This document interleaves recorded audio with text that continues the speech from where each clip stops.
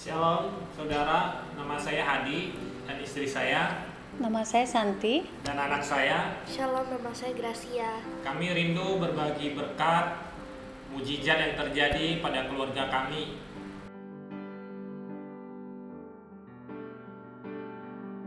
Keluarga kami mengalami mujizat dari Tuhan, di mana istri saya divonis dokter mengalami sakit yang disebut dengan autoimun.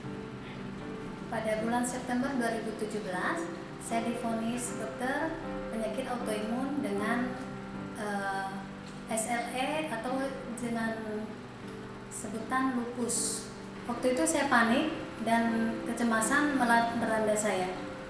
Keluarga besar saya juga ketakutan dan mencari pertolongan ke dokter-dokter yang bisa menolong penyakit ini. Kami berusaha mencari pengobatan kemana-mana, bahkan sampai berobat ke Singapura. Puji Tuhan, penyakit lupus saya sudah terkontrol dengan baik. Tetapi tiba-tiba saya mengalami sakit kembali dan divonis sakit ginjal oleh dokter yang menangani saya. Dan harus cuci darah segera. Saya mengalami ketakutan yang luar biasa, dan soalnya saya tahu kalau cuci darah, saya dengar-dengar dari tetangga sebelah gitu ya, yang pernah cuci darah, kalau udah cuci darah sekali dan akan cuci seumur hidup dan tidak akan berhenti sampai kamu meninggal, katanya. Itu yang membuat saya ketakutan. Jadi apapun yang saya lakukan, saya ngerasa percuma gitu loh. Apalagi yang harus saya lakukan, nggak ada lagi. Setiap hari saya lakukan adalah menangis dan tidak mau ngomong sama siapa-siapa dan hanya menangis dan menangis. Akhirnya kami berserah kepada Tuhan dan menyerahkan semuanya. Apapun yang terjadi akan kami hadapin bersama. Tiba-tiba ada telepon dari teman lama saya dan saya menjawabnya dengan tangisan. Halo, gitu kan.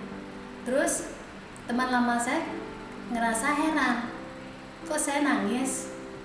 Terus saya menceritakan apa yang saya alami. Saya ceritakan saya harus cuci darah. Dokter bilang saya harus cuci darah dalam waktu tercepat pun harus cuci darah karena ginjal saya sudah tidak bisa berfungsi dengan baik.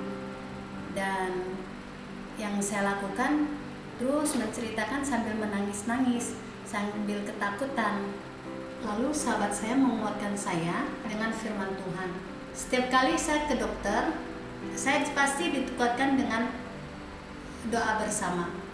Saya tiba-tiba pengen telepon Cik Santi itu karena memang ada dapat kabar dari kakaknya bahwa Cik Santi sedang mengalami sakit.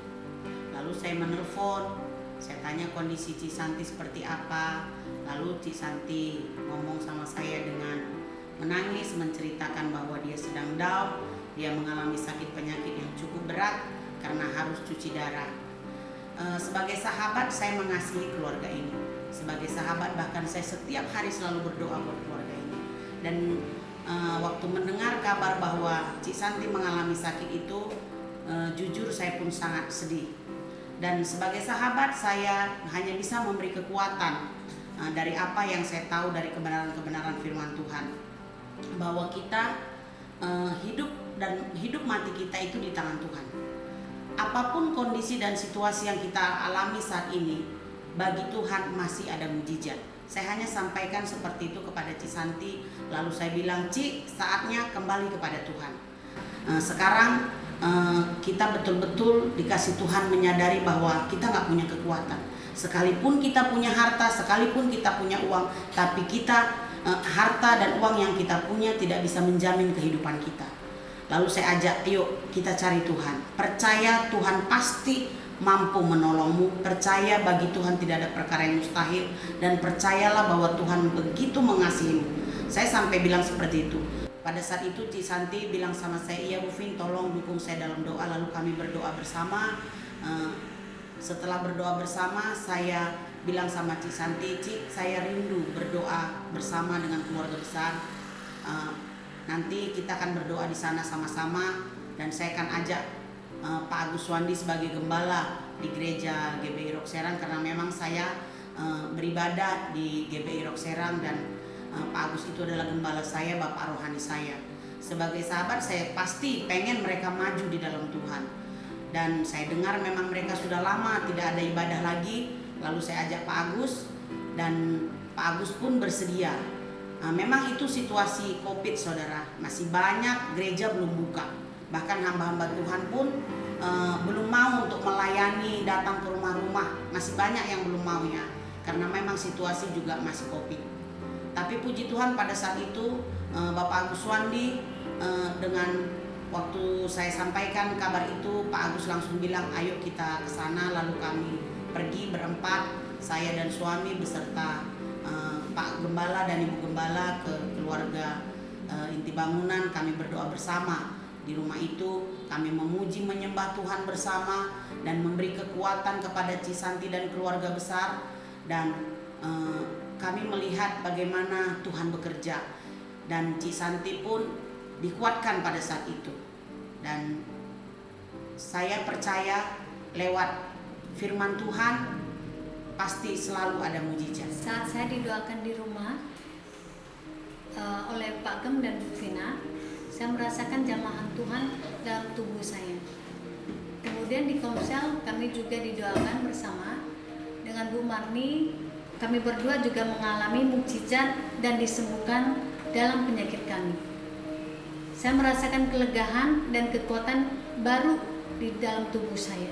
Besoknya dengan percaya diri, cek darah, puji Tuhan, keratin saya mengalami perubahan yang lebih baik. Dari hasil tersebut, dokter menyatakan saya tidak perlu cuci darah lagi. Haleluya, Tuhan Yesus baik dan luar biasa. Sungguh, kami sudah mengalami mujizat Tuhan yang luar biasa. Dan kami percaya jika Tuhan menolong saya, maka Tuhan juga sanggup menolong saudara-saudara. Jangan takut, terus berharap kepada Tuhan, terimalah mujizatnya. Haleluya. Benar saudara, setelah kita berdoa bersama, kita memuji Tuhan bersama, dan sungguh luar biasa sahabat saya Cisanti mengalami mujizat dalam hidupnya. Saya percaya saudara, dan setiap kita selama masih mau cari Tuhan, mengandalkan Tuhan, masih ada mujizat buat saya dan buat saudara. Tuhan Yesus memberkati.